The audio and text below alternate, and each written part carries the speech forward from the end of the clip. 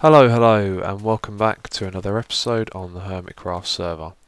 I'm in a really good mood at the moment because I'm on my reinstalled computer with the solid state drive and everything is epic. Yep, the whole computer just runs so much better. It's really fast to load up, really fast to shut down, and the most noticeable difference is actually not the boot up times, it's just the general use of the computer. Everything is really responsive. If I click on like Windows Explorer or my web browser, it just instantly appears, which is fantastic. So yeah, this episode oh, what's this over here? It's a little cocoa bean. Oh yeah, I harvested it. It's a little cocoa bean farm that I was working on. But this episode I wanted to have a bit of a talky episode about a few different points. I don't really have much time to record today because I'm still setting up the computer, so I thought a couple of hours of caving, we can do that test for the mob spawner because I said I needed to go caving again, and also yeah, 1.3 is here, so there's a lot of things to be done with that. For example, we've got a cocoa bean farm here that I've been working on, and this is real simple. I need to change a few things and, like for example, make this lever thing work better, and that's actually not going to give me anything. I just thought I'd show you how it harvests. These are really simple to make anyway. I just wanted to make one myself, and with 1.3 being here, there's just loads of cool things that we can do now, innovations, new inventions, new farms, all kinds of things that are going to be done. And I think the feature I'm most excited for in 1.3, and I could easily be forgetting something because so many things have been added, but I think tripwire is going to be amazing. I think there's going to really be some great things that you can do with that, for use of traps in mob spawners. You can make redstone signals longer using it because I think the distance is 40 blocks that you can activate with a tripwire. So there's just so much exciting stuff to be doing with 1.3, but we will get round to that next episode. And we're also going to be taking a break from doing the Nether project, so I'll head over there and show you why. So the reason that I'm taking a break from the Nether project, and I've just realised that I need to update my texture pack, because it's 1.3 now, we don't have the clean glass anymore, which is a little bit of a shame because I wanted to show you how this looks. I'm actually a little bit surprised. It doesn't look too bad even with the default texture pack in here, but you can see I'm coming real close to completing this. And let's just hop up here. Oh, I'm a little bit too close to the side, it would seem. But yeah, you can see a real nice map of the island developing. And the reason that I've decided to stop working on this project for now is because the last few blocks that I placed were just over there, and then I went, oh, I bumped into the nether portal, and I went, wait a minute, why is the nether portal there? The nether portal is next to the mob spawner, which is that bit there. So I do the math, I've actually built the map the wrong way round. And yeah, that's a real headache because this took me, you know, an intense amount of hours, and it's all the wrong way around. And some of you from the live stream already know and been posting in the comments that the map was already off by one block. It actually wasn't off the whole way, it was just over at one side we had to remove a block the whole way down or something like that. But now I actually have to rip up the whole map and start again. So you can understand why I'm a little disheartened to work on this at the moment. But what I was thinking was, with 1.3, there's some opportunities to do some enchanting. That's something I want to do at the end of the episode. I can record an episode, you know, get it all edited and ready to go, and then I thought I'd try and do as much enchanting as I could while setting up my computer. So at the end of the episode we'll have a bunch of enchanting, and then we can get loads of picks and stuff, hopefully some silk touch ones, and then come in here with some really good picks and work on this, and it wouldn't take as long because I've been doing everything with stone tools in here in the nether, and that's made it a real difficult task. So yeah, built the map the wrong way around, got to rip it up and start again. So I was thinking maybe that's just something I'll do in my spare time, and then one day I can turn around and go, here it is, it's finished. But yeah, anyway, let's go caving. There's a few things I want to talk about, and then we can do the test as well. Just getting prepared to go caving, and something that I was going to talk about at the beginning of the episode, which I thought was actually a little bit pointless, but now it's become relevant again. When I first logged in, the text was missing from this sign, and I was a little worried that that meant we'd lost all of our data from the previous ones, but that's still here. And then I logged out and back in again, and I saw that the text had reappeared on here, so I didn't think it was worth mentioning. But now it's disappeared again, and I have logged out and back in since then, so perhaps on a login there's a chance that the text won't appear on particular signs, but it's not surprising really, because 1.3's just come out. There's probably going to be lots of little bugs and quirks like this that need fixing, but I thought I'd just share that with you. So if you have text missing on your signs when you log into your servers or single player world, it's probably the same now that the client is the same for the both multiplayer and single player. I wouldn't worry too much, because sometimes when you log in the text reappears, and then hopefully by the time they fix it, all the text should be back on all of the signs. Okay, I'm down in the strip mine. This is where I wanted to go caving today, because the strip mine intersected some caves not far out, so that should be close enough to our mob spawner for it to make a noticeable difference. And then I remembered the whole thing with the logs, so I just wanted to try this quickly. I think it's going to be quite easy to do if I place it like that. Okay, no. I think I have to jump then and be more at the angle like that. Nope, okay, that didn't work either. Let's try placing a block there. There you go, it done it that time, so I got. There you go. So I can do that the whole way across. In fact, I'll do that now and we'll take a look at it. There we go, that looks awesome. I'm really pleased with that. I was just thinking perhaps they'll add that to more blocks in the future. I can't think of what ones you'd need to rotate like that at the moment, but yeah, that looks really good, and it's actually a little bit of a pain to place like that because I was trying to do it from below.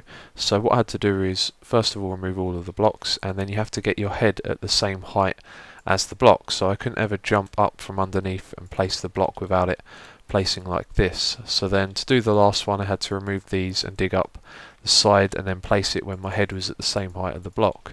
But anyway, I will finish doing that on all of these blocks some other time, and I really do need to get round to building some more of this, because I did say I'd try and do a bit each episode, but it is a lot of work, so every now and then I'll do a bit more on it.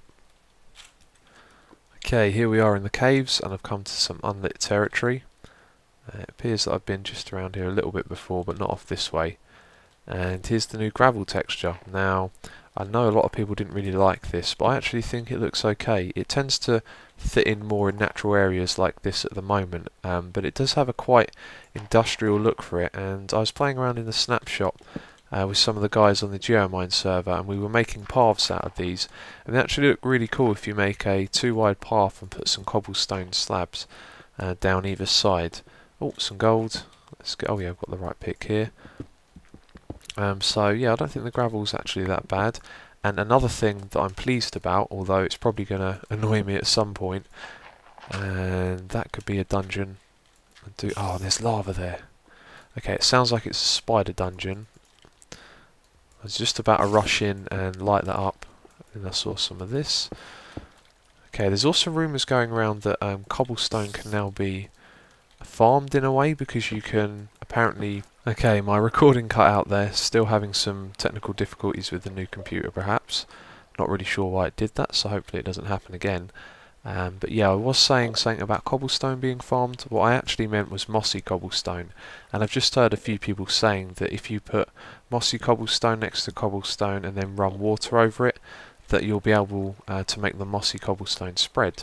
And I don't know if you noticed as well, but the whole floor was mossy cobblestone. In fact, even round the outside you can see that most of it was mossy cobblestone as well. A little unusual to see something like that. In here we got a saddle, gunpowder, nothing too fancy, wheat and buckets. Nothing's actually really that rare anymore, because cocoa beans aren't that rare. Buckets now stack, and the saddle was the only rare thing that we got, and that doesn't have too much of a use. But what I was trying to say a moment ago was that in 1.3 they've made creepers a lot more powerful, and this is something that I've been hoping they would do for a long time, because the survival aspect, that was weird, in Minecraft, you know, the challenge of surviving for me has been gone for a long time. It tends to get easier the more you get used to the game. Here we go, 2 of them. Let's get out of here. Oh god. Oh, that didn't hurt me that much. I guess I got far enough away. So yeah, the challenge of surviving has kind of disappeared from the game in my opinion, so it's nice to see that they're making it harder again. Okay, you've got to be careful here, he's derping around. Take that. I need to be able to retreat. There we go, there's my retreat. Okay, there's quite a few mobs over here. So yeah, the creepers are now stronger and they can... Oh no, the the anger man, the enderman is mad at me. This is bad. Take that. Right, let's concentrate on just killing this guy. That's not good. You can hear a creeper burning in the background. Right, let's just eat quickly so I can start getting the health back up. So it might just be that caving is probably the worst time to actually go and talk about stuff. It's kind of the thing to do in Minecraft, to go caving and have a chat, but there's always just mobs and all kinds of things to distract you. But anyway, it's a little bit peaceful around here at the moment while I'm getting these ores, and I thought I'd just talk about something. Got a few little points I wanted to talk about this episode. One of them was tutorials. So most of you will know me as the tutorial guy. I'm fairly sure most of you have found me through my tutorials, and yeah, I haven't done one for ages now, and I thought I'd tell you the reason why and how I plan to get back into doing them again. Well, the reason is because I kind of burned out in a way. There's actually a specific tutorial I can tell you was when I kind of had enough. The Cave Spider 1.2 one, that took me all day. That must have been like 12 hours to make. It was a real grind, and I was treating it like work, you know. I wasn't really having fun making it, and that's actually probably one of the most unenjoyable videos. I say one of the most, I think that's probably the only video I've made that I haven't actually enjoyed making. And back then, you know, I was really excited to grow my channel, and I was very putting myself under pressure, you know. I've got to make this video and let everyone know as soon as possible how to do the cave spider farm in 1.2 and all this kind of stuff. So I really pushed myself and made it difficult for me to do tutorials again from that point out, because I kind of burned out. So I took it easy, and since that point you may have noticed that the tutorials have been very infrequent. And Hermitcraft has helped me make a few in the meantime, doing a few things on here and making a nice tutorial for it. Really helps, but even since then I haven't actually done a tutorial in a long time, and at the moment the channel is really, got to be careful, shifting towards being an LPing channel, and I still really want to make it about tutorials as well, so I am hoping to get right back into that, and 1.3 feels like the perfect time to be doing that, because with all these new things coming out, that gives me a load of opportunities to invent new stuff and yeah, just make more tutorials. And actually inventing is one of the other things I've kind of burned out on, and I think that's really come from, oh, that's a shame, from just working on LPing so much. Because what I used to do is I come home from work, or on, you know, on the weekend in my spare time when I wanted to play, I would load up my test world and just constantly try and do things, invent, and the inspiration to do that has kind of died away a little. And that's why it's been nice to do that on Hermitcraft. So I'd imagine from now on you'll probably see most of the stuff I do tutorials on will be stuff that I do on Hermitcraft first. So with the tutorials, I'm hoping that, whoa, cave spider spawner, with 1.3 that all the new features will actually give me a load of ideas and inspiration to invent some new things. You saw I'm working on a cocoa bean farm, which isn't something too impressive, but it's cool to have anyway. And I think this is actually fairly lit up, so don't have to worry about that. Hey, look, the the spinning cave spiders spazzing around.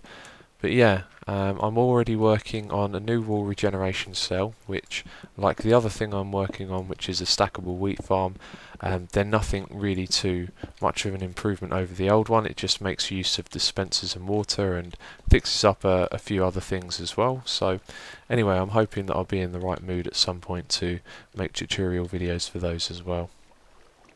So as well as getting a upgrade for my computer in the form of the solid state drive, I've also got a new microphone to record with. It's by a company called Blue, and it's called the Yeti Pro, and it's a professional microphone. It's a condenser mic, and if you don't know what these are, well, they're basically used in in like recording music and recording people sing and talk, you know, very professional stuff. Gives it that kind of radio voice sound, and I've got one of those, but I'm not actually using it yet. I'm still to set it up, and I've also got a, well, I forget what it's called, like a studio arm or a microphone arm or something.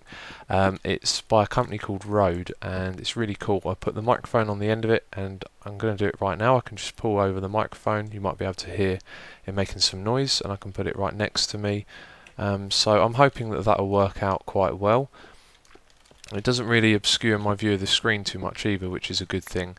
But the reason I'm not using it at the moment is because, well, I need to do a lot of testing on it first of all to find out how it's going to be, because the recording's different. At the moment I'm wearing a headset, so when I move around the microphone stays next to me.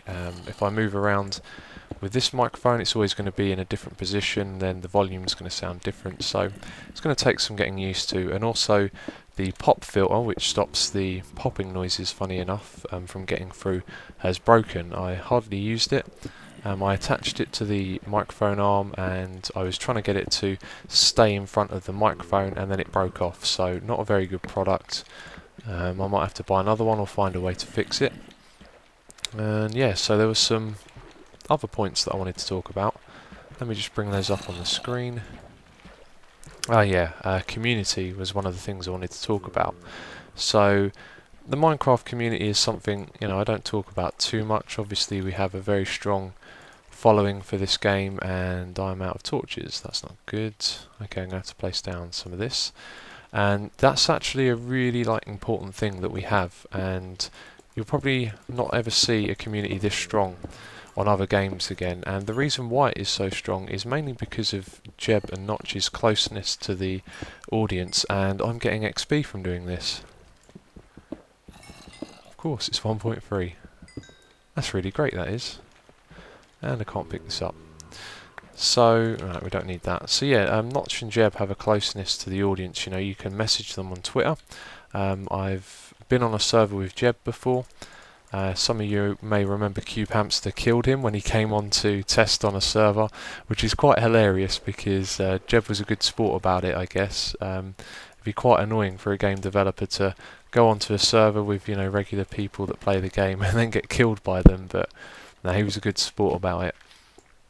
So yeah, we have a really great community with Minecraft. We take care of each other, and something that I just wanted to talk about was in the comments, the whole thing with people posting first. Now, I have no problem with it, and the reason why is because if you imagine that you're the person, and I'm talking to the people that get annoyed by seeing the comment that says first, if you imagine that's your video and someone's coming on and posting first on it, you know, excited to see your video, just want to let everyone know that they're first to it, you'd really like that, and I really like it. I love seeing the first comments, and there's also a lot of hate towards them as well, which I think, not just I'm talking about on my videos, but in videos in general, I think we need to get rid of that hate, because, you know, we need to take care of each other. We all love Minecraft, and when someone posts first on a video, they're just expressing their excitement for seeing that video, and we all do it when we see, you know, your favourite Minecrafter puts up a new video. You get a little bit excited, wondering what you're going to see in the video.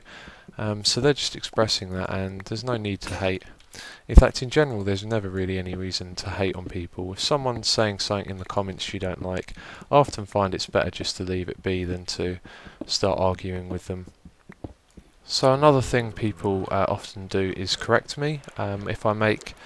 If I pronounce words incorrectly, if I spell them in my description box or title or whatever, and that really doesn't bother me. Sometimes people say it and they're like, oh, you know, I don't want to be pestering you. You know, correct me wherever you can, because the way I see it is that I want to get better at, you know, talking, because I have a lot of trouble pronouncing particular words. For example, first and third, I'm not really sure how that works, but the whole PH sound, I get it the wrong way around apparently, and I can never seem to correct myself. So the more you remind me, you know, the more I can make an effort to improve, because that's what I want to do, you know, get better at spelling and better at talking as well. And I'm just mindlessly wandering around here. Can't really find my way out of this place actually, which is a bit worrying. But here we go, we'll mine some of this, get some more XP. Oh no, of course I won't, it's Silk Touch at the moment. It's when I get the ore that I get the XP, and I could do with some more torches as it is. So yeah, I was just wanted to say that, I don't mind it if you want to correct me when I make mistakes, because then, I know how to spell a word correctly. So it's like a win-win, or at least that's the way that I view it.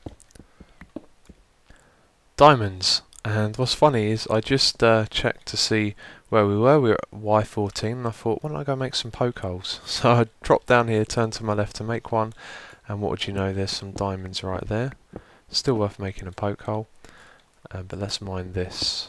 Let's see, we've got 1, can't even pick it up. 2, and that's probably going to be it, isn't it? Just 2. Well, anyway, there's some other stuff that I wanted to talk about. There's some new people joining the server, and I can't tell you any names because I don't know the policy on how, people get announced or whatever, but there will be some new people joining Hermitcraft. And if you didn't know, Monkey Farm was the last member to join, and he got his first episode out of Hermitcraft not so long ago. So if you're looking for more Hermitcraft, I recommend going and checking his out. And also Static as well. Static's been with us for a long time, and he's had some troubles with his internet and things like that, so he's finally got around though to getting his first episode out, which was really enjoyable. And Static is actually the reason I'm on YouTube, because someone sent me a video of his a long time ago when I was on GeoMine. They wanted to build a slime farm, and Static had a tutorial on one, and then when I saw his video I got introduced to the whole LPing thing, and yeah, I decided I wanted to make tutorials as well, mainly because his were the only good ones that I could find, and I didn't really find any other good tutorials at the time, so I thought I'd give it a go and make some of my own. I've just finished caving and I've made my way out. I dug up towards the surface and I was underneath an ocean. And yeah, the good thing is that the XP farm is in sight, which should mean that all of the caves we have been doing has led out from around that point, so it's probably somewhere underneath us is where we were caving, so it should definitely make a difference.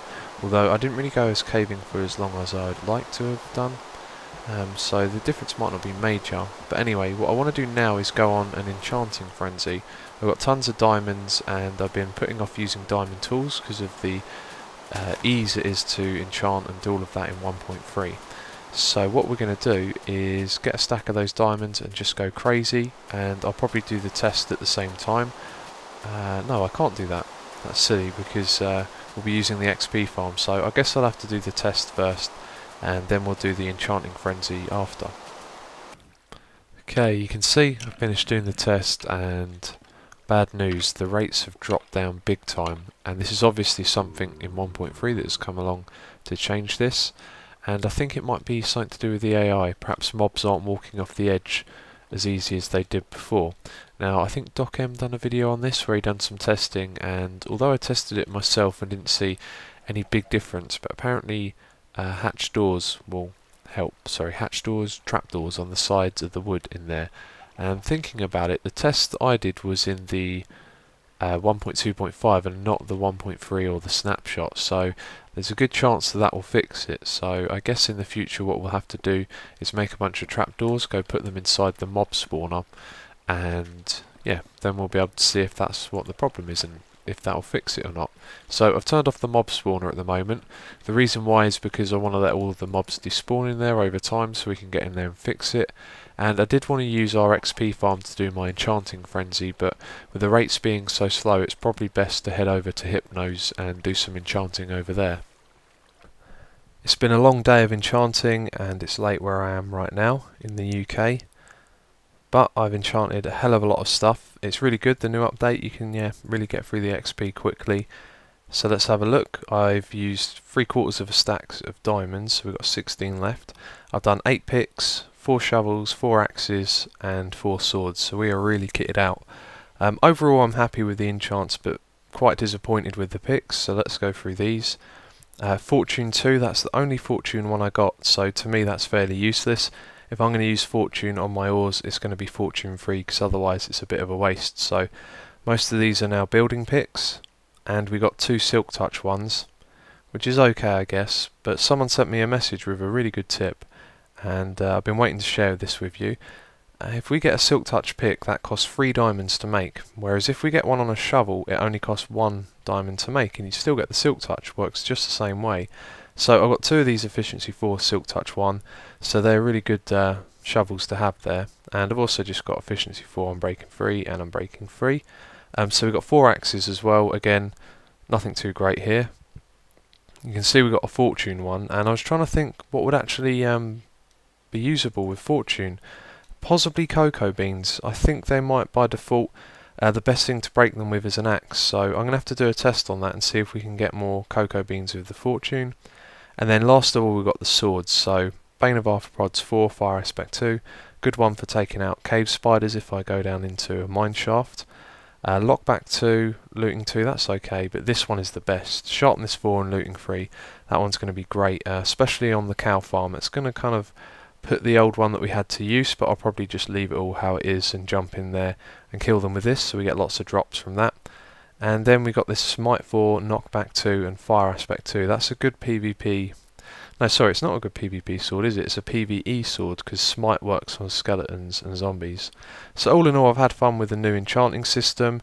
You do really seem to, you know, get the XP so much quicker. I mean, it used to take hours just to get a couple of enchants, and yeah, look how many I've got, you know, in a fair few hours of doing it. So yeah, overall I'd say the new enchanting system is good, but the thing is, it is balanced, because you can see it's harder to get the ones that you really want, like the super picks we used to get with Fortune 3, and also I haven't got any efficiency 5, no silk touch with unbreaking as well, so I think it's balanced, I think it's fair. The more of this you do and the more you spend your diamonds on it, eventually you'll get some of those super picks, but they'll probably become more rare actually overall, I don't know. Let me know if you've had any fun with the enchanting. Maybe some of you have had better luck than I have. But anyway, thanks for watching this episode, and thank you for your support on the previous episode as well. I didn't actually get a lot of time to answer any of the comments. It's just been really hectic with reinstalling the computer and all of that. Flying squid. Well, on that note, let's end the episode. Thanks for watching, and I'll catch you next time.